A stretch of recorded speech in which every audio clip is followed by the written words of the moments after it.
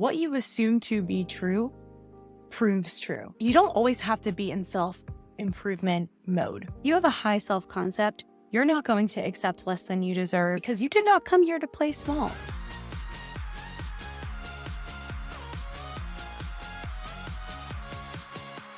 Welcome back to my channel. It's Gigi, and I talk mostly about self-development, mindset, the law of assumption, and spirituality.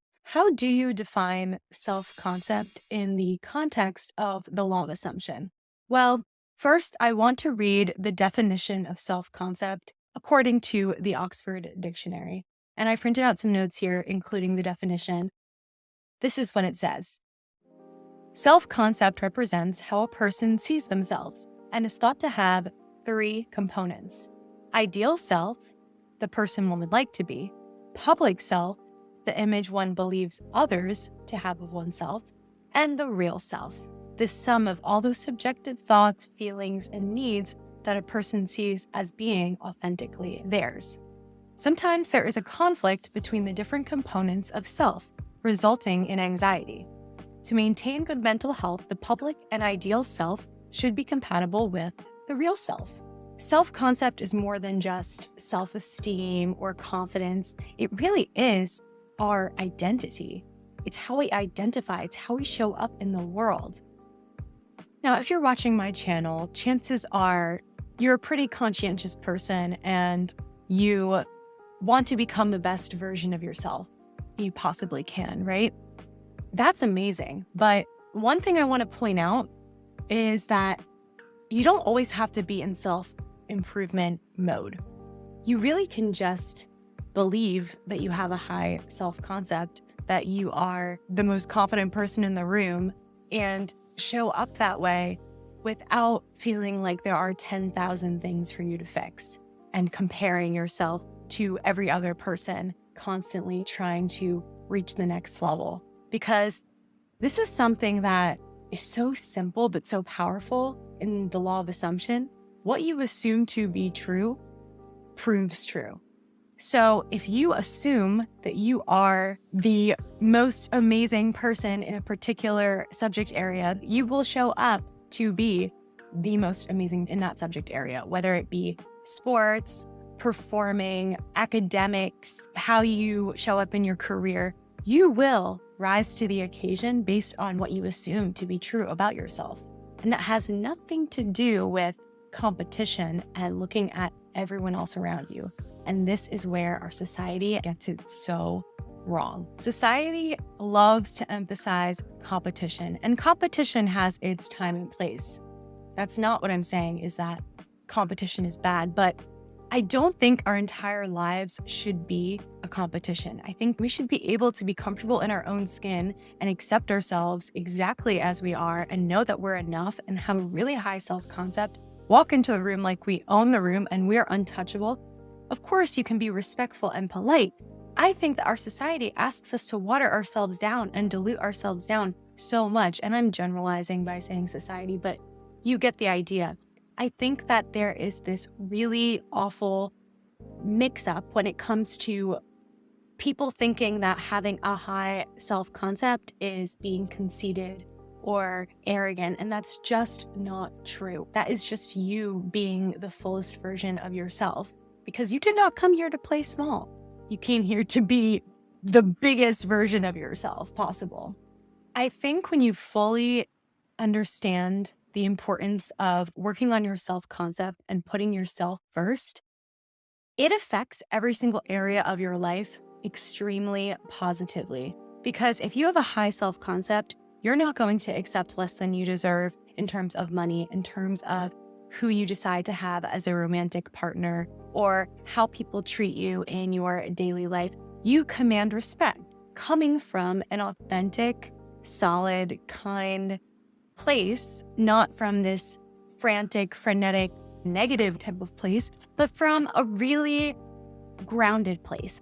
When you really have a strong self-concept, people want to treat you well. It's not like you're ever demanding that someone bends over backwards for you, because they naturally want to go above and beyond for you, because you exude that energy of someone who deserves to be respected and deserves royal treatment. That's just the energy that you're putting out and the energy that people are going to respond to when you are coming from this pure place of knowing God has my back, or the universe, source has my back.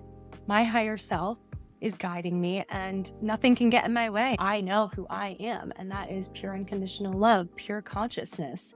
And I am so much more than my appearance or my physicality. I am a spark of God, so I will be treated accordingly. That's the energy that you emanate when you truly have a strong self-concept, and you cannot put a price on that.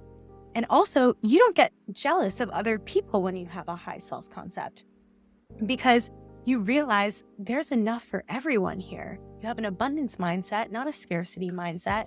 And even when others are jealous of you, you kind of brush it aside like, okay, Beyonce, if she sees a bunch of people who are saying bad things about her, she's going to be like, okay, but I'm still amazing. I'm still a billionaire, so it's not really affecting me. That is the type of energy you embody when you have a high self-concept. And it will just allow you to be the best version of you. As humans, we have both a general self-concept and a specific self-concept in relation to the different areas of our life. Chances are you're going to have one area or another that you feel a little bit less strong in. Maybe you're really confident when it comes to your career, but when it comes to relationships, you're walking on eggshells a little bit and you're not showing up as your full, authentic self. When it comes to working on your self-concept, you realize maybe the reason why you don't have so much movement or so much success in a certain area is because the stories you may be subscribing to or conditioning or programming that was put on you that you just accepted as true. There is so much nuance, there is so much subtlety when it comes to the different areas of our self-concept. We are multifaceted beings, and we're not expected to have it all figured out right away. I do believe you can quantum leap, you can shift overnight to a new version of yourself and a new reality. But a lot of us end up choosing a more sequential journey where step by step, through a sequence of events, we are building our self-confidence up and therefore experiencing those benefits and learning the lessons that we want to learn along the way, or our soul wants to learn. Not everyone believes that their soul has this journey to go on, but it helps me personally to think of our lives as this giant expedition where we're just exploring ourselves, learning more about what it means to be human and how to love others, how to grow and amplify our unique energetic signature and contribute to the world. I think all of these things are part of the human journey. And personally, when I focus on my self-concept coming from a soul-driven place, it's so much easier for me to show up really confident than from an ego-driven place.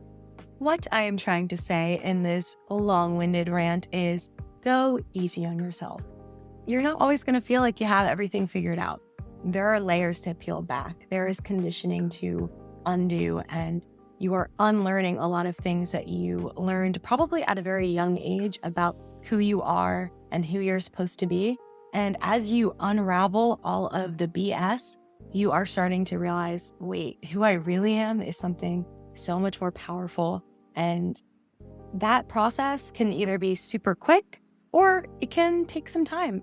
I believe you can assume that it's going to be a quick and seamless process, but I also like to remind people to give yourself grace.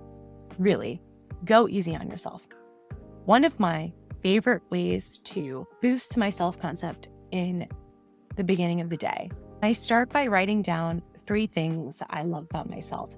It can be your personality, something that you accomplished recently, something you love about your appearance or how you show up in relationships. Whatever pops into your mind first thing in the morning as you're sipping your coffee or brushing your teeth or whatever it is that you do, just ruminate on the parts of yourself that you really love, because there's got to be something. something you've received a compliment on, something that you just personally are like, dang, I love that about myself. When you look in the mirror, it can be anything. But when you start the day from that energy, instead of being in fix it mode and looking at everything that you wish was different, it just sets this momentum in the right direction from the get-go.